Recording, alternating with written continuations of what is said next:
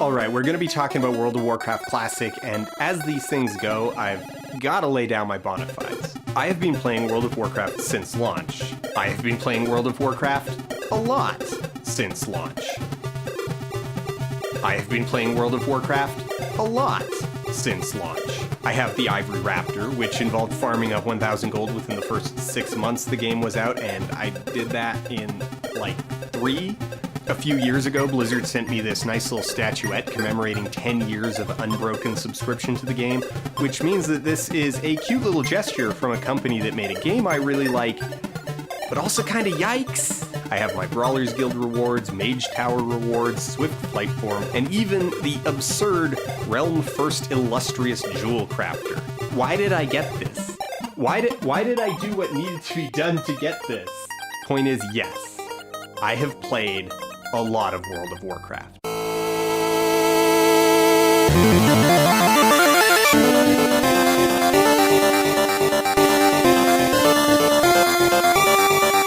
And in this video, I want to talk about YouTuber Isolmazard's opinions on video games and why you should quit them. He's also known as à-bas-le-ciel, but I don't want to try to pronounce that at all. Most people in this audience, they know what it's like to stay up till 2 a.m. playing a video game.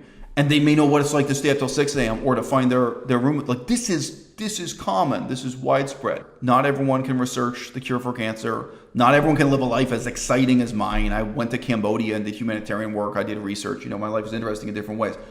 I get that. But, like, my perspective is, you still matter. I still care about you. I still care about what you could be doing productively with those 3 hours a day. I don't accept the notion that you have zero creativity, zero potential, whether that's politically or otherwise, to make the world a better place. Zero artistic potential, what have you. I really believe that you can do something better with those 3 hours a day. And if you don't believe it, what do you think of yourself? So he says you can do something better with those 3 hours a day, but why does everything you have to do have to be the best possible thing that you could do at any given moment?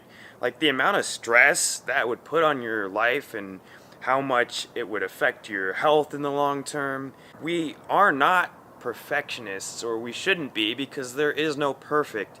So instead, we should just aim high, and that's where balance comes in. Now, I can get his perspective here. If people are spending too much time playing video games, they're probably not learning about a lot of things they could be. They're not doing stuff that could potentially help them make the world a better place, which, let's be honest, we do need more people who are actively trying to make the world a better place, because most people are just, leeching off of the planet and don't care. At the same time, we all need activities to de-stress, to be our best. You need to reduce stress to be most effective in anything you're doing. Video games are a source of creativity, inspiration. It's a piece of art that you're dealing with, especially if you're dealing with the best video games. And people who don't play video games or like them very much might not agree with that. But I can tell you, for those of us who have really fallen in love with any video game that we've played, at least a few of them, we can tell you that those experiences were tremendously worthwhile. It make me feel good. It's not enough. I can literally say with you. So for example, most of my friends in Vietnam, they're now living a life that go to work, go to school, go to uni, and then go back home, do whatever they like. Like playing games, shopping, going to the property, and do all kind of stuff. Watching movies, Netflix. I'm at the back of my mind when I do those things, when I play games, when I watch Netflix. I love the Stranger Things. To be honest, I love Stranger Things. That episode is amazing. I really want to watch it every day. But whenever I watch it, I just keep asking myself, I'm not intentionally asking myself, but somehow my subconscious mind giving the warning. It keeps giving the warnings that, hey bro, Hey, bro. Hey. Hey, what about you? What, why are you doing this? What are the when playing games, the experience bar, right? Experience bar. All right. So it's like I'm at level 1. I have to gain experience step by step, stone by stone, to reach enough experience point to get into the level 2, and then keep going, and I'm actually got into the level 3, level 4, level 5, and the level 6. The more experience I got, the higher level I got. All right. So I'm keep thinking in that way. That's not bad an analogy. So I'm keep thinking in that way. I'm keep thinking, man, why you keep watching Netflix? When you keep playing games? When you keep hanging out with friends that don't even matter to your future, to your life? When you even when you hang out, just don't say anything meaningful. Just hop on the phone and go into the Facebook on social friends when we are socializing. That's crazy, right? So I'm just thinking that, man, I'm feel that kind of feeling, really guilty feeling when I'm doing the thing that I like, but it's not giving me the results, the goals, the achievement that I want. On this subject, I don't completely agree. I believe in moderation, like balance. Anybody who has achieved a ton in their lifetime will tell you, I'm sure, that balance was incredibly important for them. I can't, I can literally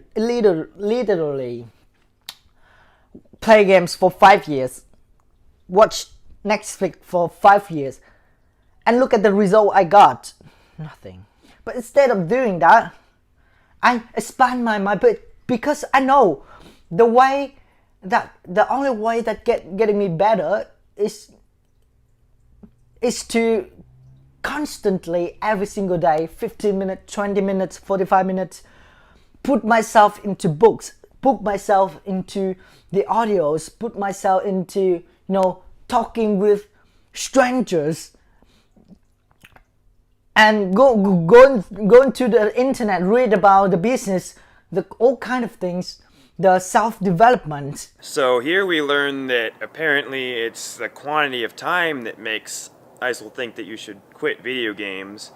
Well, you know what? You can manage your time and play games in moderation. And maybe it's not 12 hours a year, but maybe it is for someone like me at least. Also, I understand where he's coming from here to an extent. You don't want to waste too much time playing video games. And I do think that the message to play less is actually a good message. And I used to be addicted to video games when I was younger, for sure. And I still love video games, but, I don't play them that much. I wasn't playing them hardly at all for a decade. And then I got back into them with Final Fantasy VII Remake, and the upcoming Call of Duty is a lot of fun to play. Maybe 50 to 100 hours. That seems to be reasonable. This is the part of the equation where even the most honest interlocutors seem to become very evasive, uncomfortable, and strained in their replies. Do you notice how many edits he had in that short clip before he suggests 50 hours per year? I did not add those edits. Maybe 50 to 100 hours. That seems to be reasonable. 50 hours per year. 50 hours per year playing video games. That would be 4 hours per month. Do you believe that this guy plays video games for only 4 hours per month? The 2 games he mentioned, one of them takes 40 hours to complete. It's a plot-based role-playing game. Do you think he played for 1 hour a week only? Do you think he spread out those 40 hours over a whole year? I don't. The other game you mentioned, Call of Duty, people pour huge numbers of hours into that game. I don't know how many hours this guy played. I think he doesn't know. I think he doesn't know how many hours he's really spending playing video games because he doesn't want to know. Even the upper limit estimate he gives, which again, he seems to struggle to come up with a suggestion of 100 hours. Oh, right. So that'd be a little bit more than 8 hours per month.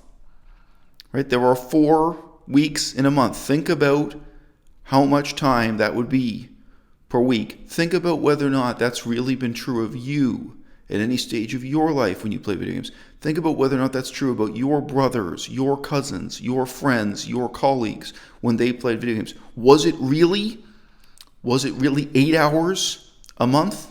And he talks about how he doesn't think he has a gym habit, but actually I've heard him in past videos mention that he thought that he spent too much time working out. So he is really focused on getting the most out of his time, which is great. But that isn't a necessity. Give yourself the time to do what you want to do, because that is what makes life valuable. And I suppose my point is, more fundamentally, no matter what the real answer happens to be, no matter how the math turns out, if you have the self-discipline to really write it down and face the facts, isn't it significant that so many of us struggle to be honest about this, that it's so hard to face up to it? And look, guys, it's not just video games, all right? I do have regrets about how much time I spend lifting weights in the gym. Ultimately, 10 years from now or 20 years from now, it's not going to matter how many push-ups I did this week. And in some sense, if I finish writing another chapter of the book I'm writing, or if I finish recording and uploading this video and it changes just a few hundred people's lives, in a sense that does matter. In a sense, both what I can learn and what I can teach others really matters in a way that doing more push-ups or bench pressing more weight can never matter at all. And of course, the comparison between exercise and video games, really they're not comparable at all. But I have a little orange book and I write down in it how many hours I spend studying the Chinese language. And it's sad. It's sad to behold. Sometimes it's sad because I feel that I've worked so hard. But really, when you see the numbers written down on the page, it's not that many hours. And sometimes it's sad because I look at the page and it's so many hours. It's so many hours of my life taken up by the study of this language, where I can't really know what positive outcomes will come from it, where I can't really know if it'll matter, if I'll really be able to learn anything, if I'll be able to teach anything else, if it'll be part of my personal progress, or if instead this is something that is holding me back. Sure, for all of us, a great deal of soul searching is in order. But no, I just don't think that any of these excuses for playing video games make sense. I don't think any of us has 50 hours, 100 hours, 200 hours, 300 hours to spare. And when you do the math, if you can, with detachment, look at the numbers, I think you might be a little bit saddened to realize how much of your life you've lost to video games. So yeah, it's a topic very much worth examining, and I don't completely agree with Isel on that, but I do think that he's an intellectually honest guy most of the time, so in that respect, it would be great to talk to him about it more on Discord or on YouTube. But if not, just take this opinion for what it's worth and do with your time what you think is best when you're really thinking about it and considering it. This guy has the honesty to say that when he was younger, he was a video game addict, and I appreciate his honesty. Just hearing the sound of his voice, talking about this guy in the purple Mario Brothers t-shirt, he doesn't sound like a well-educated man. He doesn't sound like an intelligent man. Let me tell you something. There was a time when I didn't sound the way I sound either. I can remember being a teenager, not just my first year in university, my first day in university, and people thought I was in my 30s just based on my manner of speaking. I really didn't look that old. I remember a guy, he was a professor at the university, but his hobby was being a handwriting expert. And he saw my handwriting before he met me, and he said he had determined that my minimum age was that I was in my mid-50s based on my handwriting. Let me tell you something, the contrast isn't just between me and this guy in the purple t-shirt. I have a lot of brothers and sisters, okay? My brothers grew up, obviously, in the same culture I grew up with. They don't sound like me. They don't talk like me because they don't live like me, all right? The decisions this guy made in the past and the decisions he's making right now to play video games, they have shaped the man he became. And look, when I was his age, I was really a lot more rough around the edges. Could go into a long discourse now about how different I am now at age 42 from how I was at, say, age 22. But guess what? You know, the contrast between the man he is at his current age and the man I was at that age, it runs really deep. And you may not realize what it is you're sacrificing by making the choice to spend all those hours playing video games. But what you're sacrificing is precisely the man you could have become. My perspective is you still matter. I still care about you. I don't accept the notion that you have zero creativity, zero potential, whether that's politically or otherwise, to make the world a better place, zero artistic potential, what have you. I really believe that you can do something better with those 3 hours a day. And if you don't believe it, what do you think of yourself? Your intellectual potential is something I can't know. And it's something you can't know either. But the one thing we can be certain about is that you're snuffing it out by playing video games.